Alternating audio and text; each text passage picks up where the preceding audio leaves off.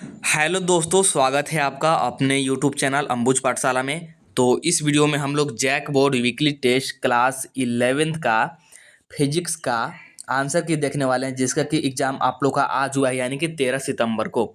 तो चलिए वीडियो को स्टार्ट करते हैं। और वीडियो को स्टार्ट करने से पहले हमारे चैनल पर नए हों तो चैनल को सब्सक्राइब करके जरूर रख लीजिएगा। साथ ही वीडियो को अपने दोस्तों के पास भी शेयर कर दीजिएगा, क्योंकि वीडियो बहुत ही ज़्यादा इंपॉर्टेंट होने वाला है। और आपका कितना सही हुआ है कमेंट में ज़रूर बताइएगा, ठीक है। और मैं यहाँ पर आपको बता दूं कि पीडीएफ के लिए आपको टेलीग्राम ग्रुप को ज्वाइन कर लेना है। लिंक डिस्क्रिप्शन में दिया हुआ है। साथ ही डिस्क्रिप्शन में आपको व्हाट्सएप चैनल का भी लिंक मिल जाएगा, वहाँ भी फॉलो जरूर कर लीजिएगा, क्योंकि आने वाले समय में सारा स्टडी मटेरियल आपको व्हाट्सएप चैनल के थ्रू ही प्रोवाइड कराया जाएगा, ठीक है। साथ ही डिस्क्रिप्शन में आपको मिल जाएगा इंस्टाग्राम का लिंक, तो वहाँ भी फॉलो कर लीजिएगा। आपका कोई भी पर्सनल डाउट इश्यू हो तो डायरेक्टली आप मुझे डीएम कर सकते हैं, आपको वहाँ पर रिप्लाई मिल जाएगा, ठीक है।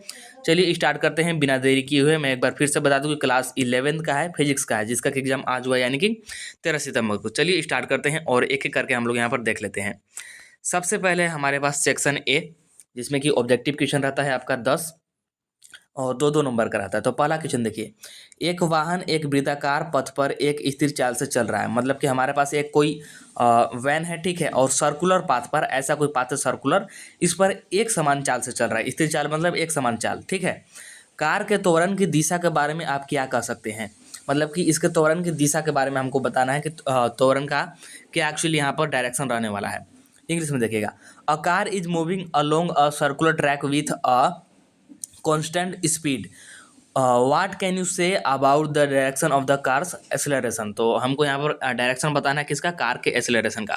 ऑप्शन देखिए क्या क्या आपको दिया गया है कि यह वृत्त के केंद्र की ओर दिशित है, यानी कि it is directed towards the centre of the circle. और यहाँ पर आपको और क्या क्या दिया गया है कि यह वृत्त के केंद्र से दूर दिशित है, यानी कि सेंटर ऑफ द सर्कल, यानी कि away from the centre of the circle. और फिर है कि यह वृत्त के साथ समवर्ती है, यानी कि it is directed tangentially to the circle. और फिर एक यह शून्य है। तो राइट आंसर की बात करें क्या आ जाएगा? तो हमारा राइट आंसर आ जाएगा कि यह वृत्त के केंद्र की ओर दिशित है, यानी कि it is directed towards the centre of the circle, यानी कि ऑप्शन नंबर ए हो जाएगा यहाँ पर करेक्ट। फर्स्ट नंबर वाला क्वेश्चन का आपका ऑप्शन नंबर ए हो जाएगा करेक्ट। इसके बाद आगे बढ़ते हैं। तो सेकेंड नंबर वाला क्वेश्चन देखिए क्या है, वृत्तीय गति में एक वस्तु को वृत्त में बनाए रखने के लिए आवश्यक अभिकेंद्रीय बल प्रदान करता है। In circular motion provide the centripetal force required to keep an object moving in a circle. कोई वृत्तीय गति है, मान लीजिए कोई वृत्तीय गति कर रहा है, तो एक वस्तु को, कोई एक वस्तु है, तो इसको वृत्त में बनाए रखने के लिए जो आवश्यक अभिकेंद्रीय बल है, तो क्या प्रदान करता है यहाँ पर हमको बताना है। तो चार ऑप्शन गिवन है। तो राइट आंसर की बात करें तो राइट आंसर आपका आ जाएगा तार में तनाव, यानी कि टेंशन इन द स्ट्रिंग, यानी कि ऑप्शन नंबर सी हो जाएगा आपका करेक्ट। क्या हो जाएगा? तार में तनाव, यानी कि टेंशन इन द स्ट्रिंग, ठीक है। इसके बाद आगे बढ़ते हैं। तो थर्ड नंबर वाला क्वेश्चन देखिए क्या है, वृत्तीय गति में अभिकेंद्रीय त्वरण और वेग के बीच संबंध के बारे में कौन सा सत्य है? Which of the following is true regarding the relationship between centripetal acceleration and velocity in circular motion? ठीक है, तो चार ऑप्शन देखिए क्या क्या आपको दिया गया है। ऑप्शन आप लोग एक बार देख सकते हैं खुद से। राइट आंसर की बात करें तो राइट आंसर हमारा यहाँ पर क्या आ जाएगा कि अभिकेंद्रीय त्वरण वेग के अनुक्रमानुपाती है।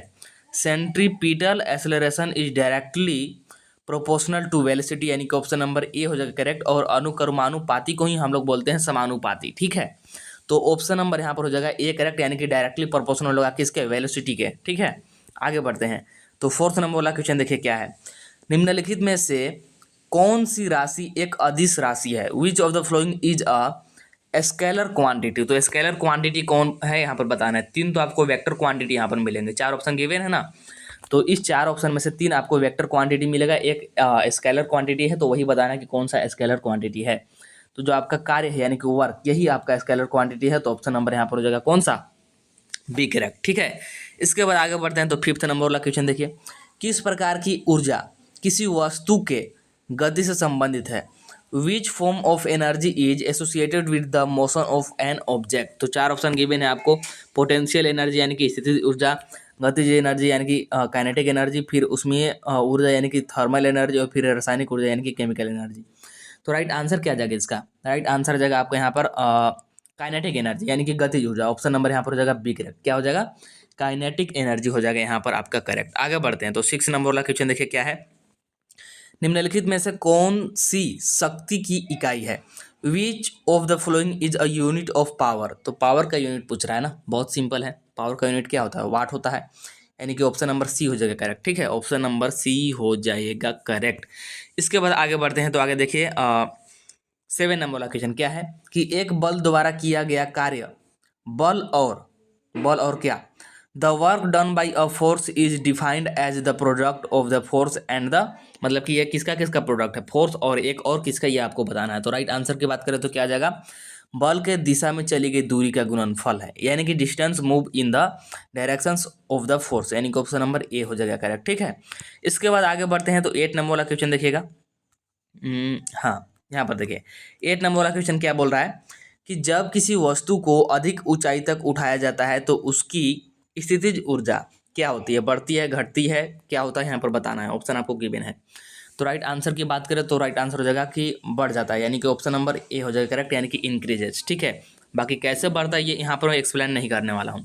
ठीक है, जो मैं एक दिन पहले वीडियो बनाता हूँ उसको आप लोग जरूर देखा कीजिए, क्योंकि वहाँ पर मैं आपको सारा कॉन्सेप्ट वगैरह बताता हूँ। यहाँ पर ज़्यादा कॉन्सेप्ट नहीं बता सकता। ठीक है, इसके बाद देखिएगा नेक्स्ट है 9 नंबर वाला क्वेश्चन क्या है। यदि भी और यू आपको क्या है ऑलरेडी पता है। ठीक है, इसको बोल सकते हैं अंतिम वेग, इसको बोल सकते हैं प्रारंभिक वेग। ठीक है, किसी पिंड का अंतिम वेग और प्रारंभिक वेग है। किसी बल द्वारा किया गया कार्य सकारात्मक होता है। सकारात्मक का मतलब यहाँ पर पॉजिटिव समझ लीजिए। यदि if V and U are the final velocity of an final velocity and initial velocity of a body, the work done by a force is positive if. तो कब होगा पॉजिटिव ये बताना है, उसके लिए कंडीशन क्या होगा ये आपको बताना है।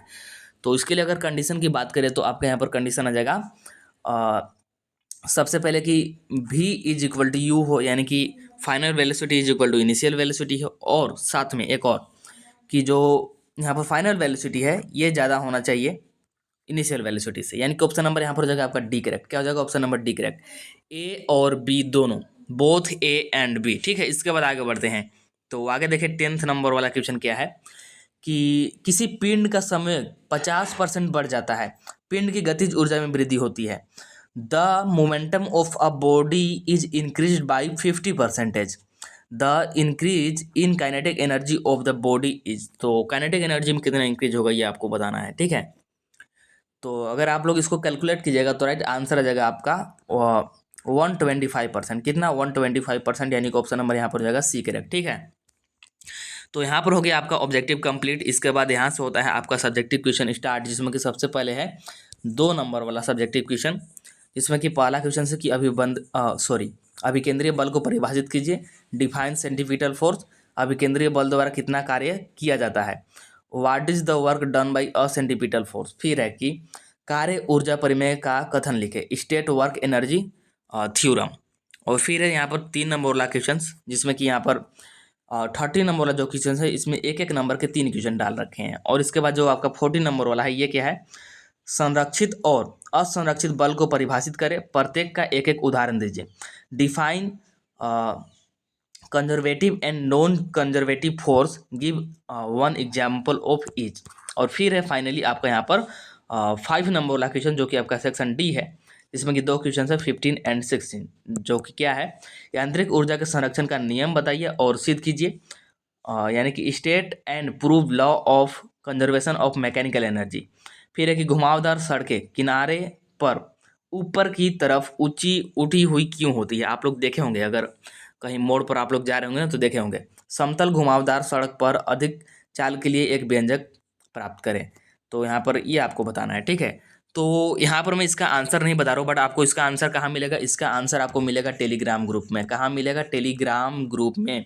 टेलीग्राम ग्रुप का लिंक आपको डिस्क्रिप्शन में दिया हुआ है। टेलीग्राम ग्रुप को फटाक से ज्वाइन कर लीजिए, कुछ ही देर में आपको वहाँ पर PDF के फॉर्मेट में प्रॉपर वे में इसका आंसर प्रोवाइड करा दिया जाएगा। क्वेश्चन नंबर 11 से 16 तक इसका proper answer Hindi and English दोनों मीडियम में आपको वहाँ पर सेंड कर दिया जाएगा थोड़ा देर में। ठीक है, तो टेलीग्राम ग्रुप को जरूर ज्वाइन कर लीजिएगा, साथ ही व्हाट्सएप चैनल को भी ज्वाइन कर लीजिएगा।